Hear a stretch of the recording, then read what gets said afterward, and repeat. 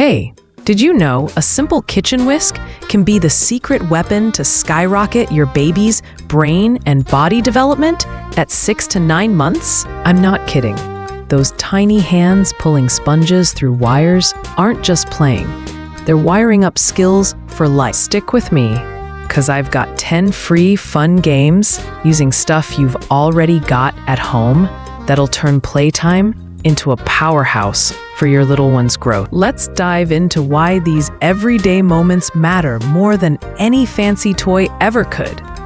Now, you might be wondering, how can a whisk or a cardboard box do more than entertain? Here's the deeper magic. At 6 to 9 months, your baby's brain is like a sponge itself, soaking up every move, every touch. They're not just grabbing stuff. They're learning how to problem solve, how to coordinate their eyes with their hands, how to build the strength to crawl or walk. I've seen it firsthand with countless families. Take this one mom who thought her little guy was just slow at reaching. We tried a simple game with a bowl of safe toys, and within days, she was in tears watching him deliberately pick up a block for the first time. It's not random, it's science.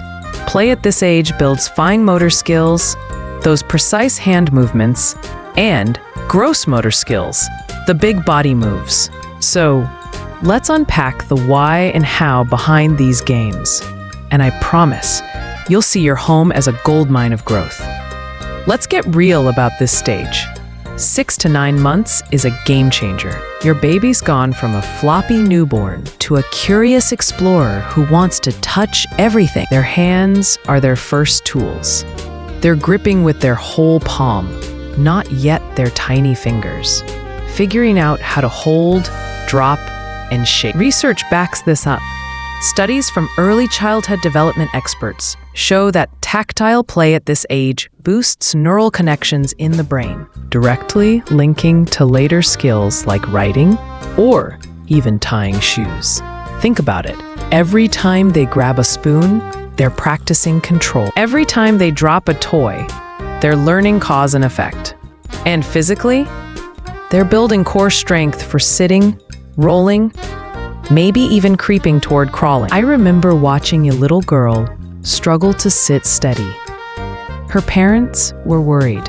We started with games that encouraged small reaches, and soon she was sitting like a champ, giggling as she swatted at toys. So let's break down these 10 activities that target every inch of their growth.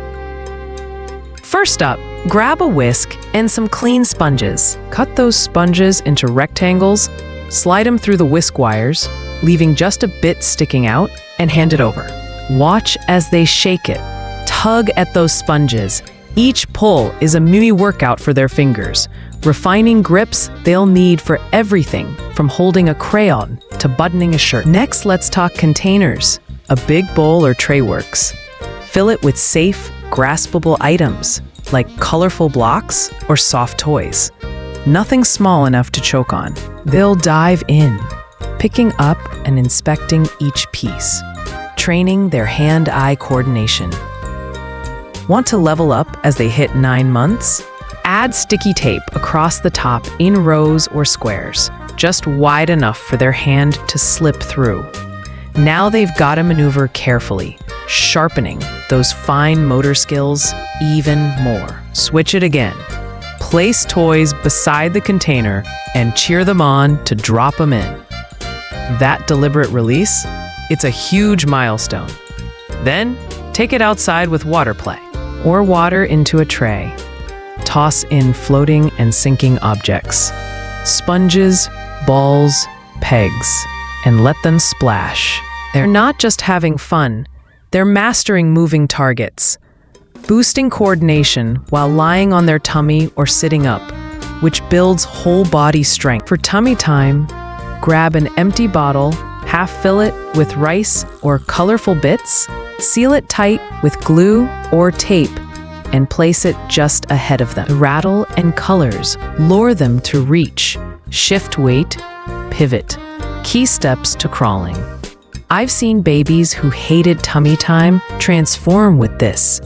inching forward with pure determination. Another tummy time winner, a cardboard box or laundry basket with ribbons taped or threaded over the sides, dangling down. Weigh it down with something heavy so it doesn't tip, and watch them lift their head, reach out, lean side to side, building neck and back muscles. If they're sitting, this strengthens their core as they lean forward.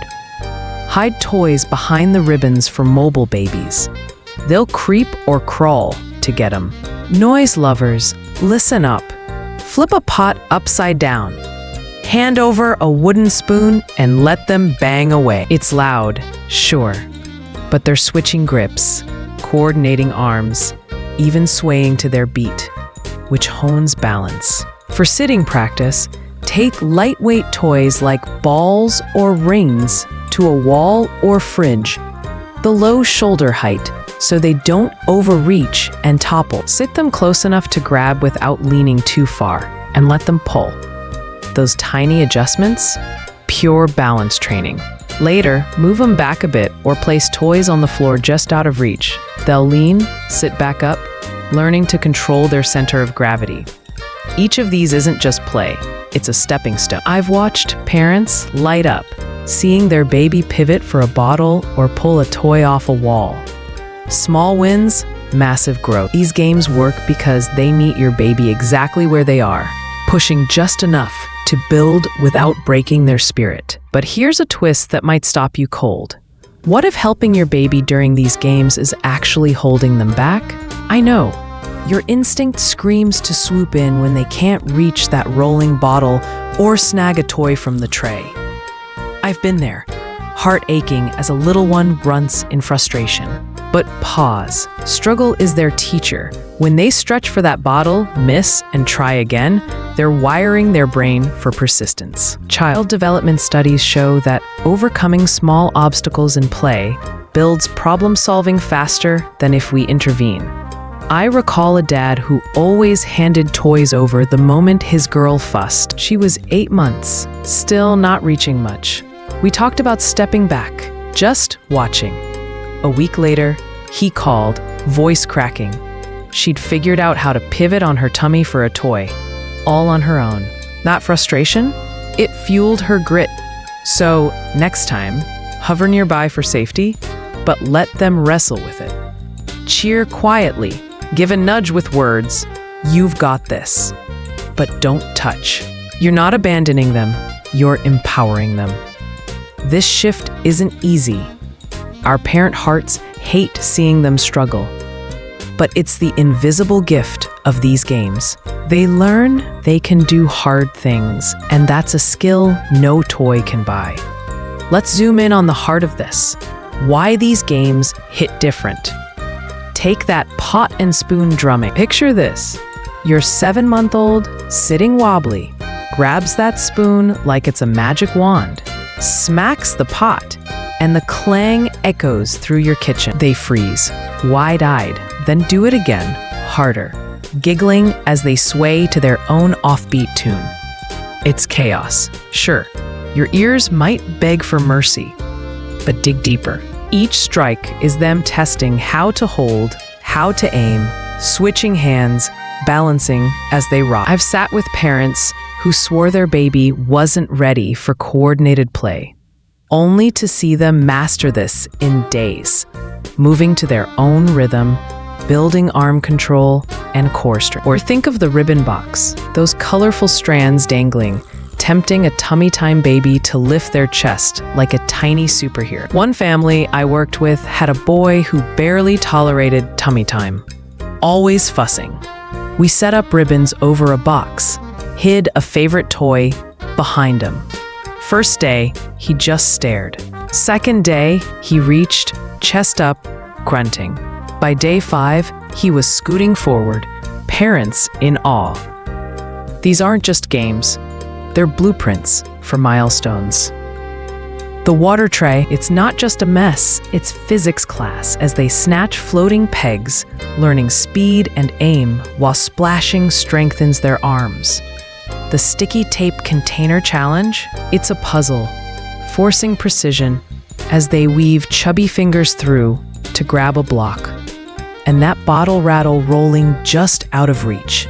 It's the bait that turns a static baby into a mover, pivoting, creeping, prepping to crawl. Here's the kicker.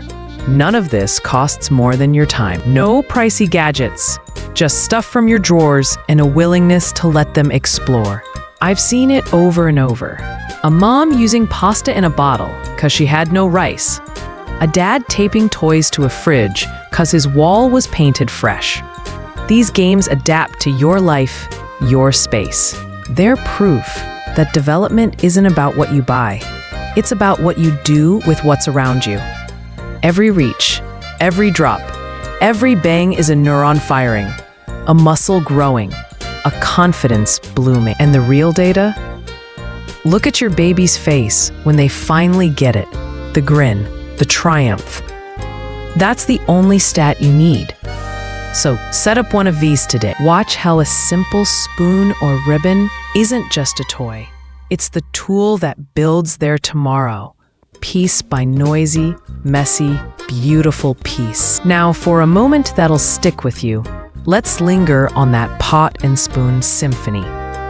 Imagine it's a quiet Saturday. You're sipping coffee, thinking you've got a rare, peaceful minute. Then you hand over that upside-down pot and a wooden spoon, and bam, your kitchen's a concert hall. Your little maestro starts whacking away, each hit a wild, unpredictable note. Clang.